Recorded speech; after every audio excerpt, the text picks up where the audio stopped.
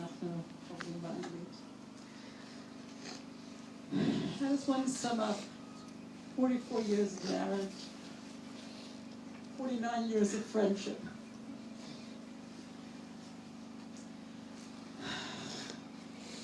Maish was born in Germany shortly after his parents left the DP camp where they met.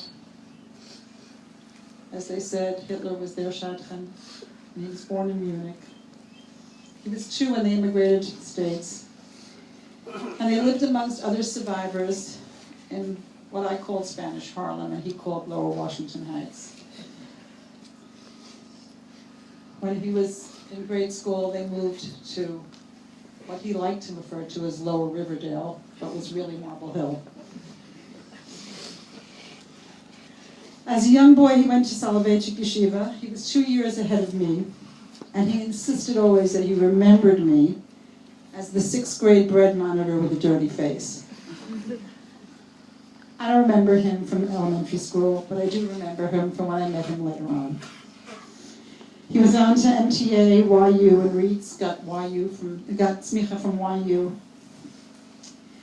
I met him one Shabbat when I went to visit my friend Bella, who lived in his neighborhood, and we became good friends. In those days, the banter was called ranking each other out, and we'd spend hours with, as insulting banter as we could get, and that was, I'm sure, the flirtation, but we were just friends. Our relationship started as friends, and it moved on. When I was 18, he was 20, 21 almost, and we dated for 2.5 years until we got married to his mother's chagrin. He was briefly a 2nd lieutenant in the U.S. Army. That's the story for Shiva, not here. He became a mohel, and I just had someone approach me to tell me that her brother was one of the babies that he did Mila on. And he's had children, so it's okay. But after doing 20 or so britot, he realized he hated doing it, and he quit. He studied bio in college, following his parents' dream that he would be a dentist. And then he chose the path of chinuch. He started off working at YU in the REIT's office. He forged a very special relationship with his boss, Rav Reuven Aberman.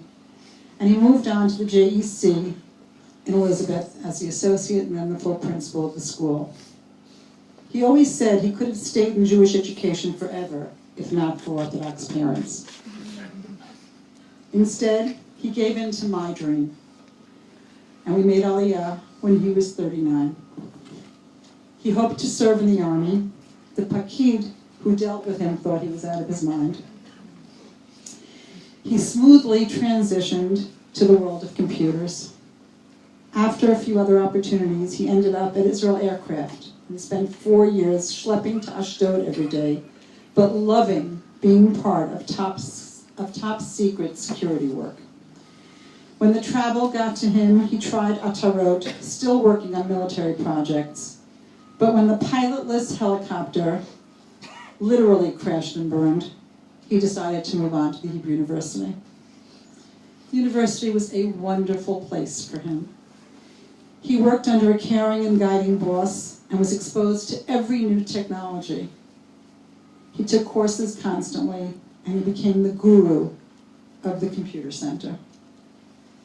He was also a very hands-on father, always taking over the household when I traveled and trying to prove to me that he could do a better job at it.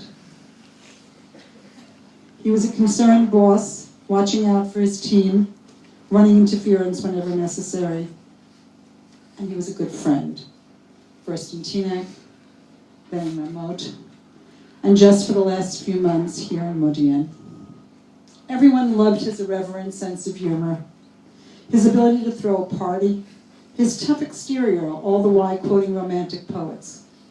He was always the star speaker at family events.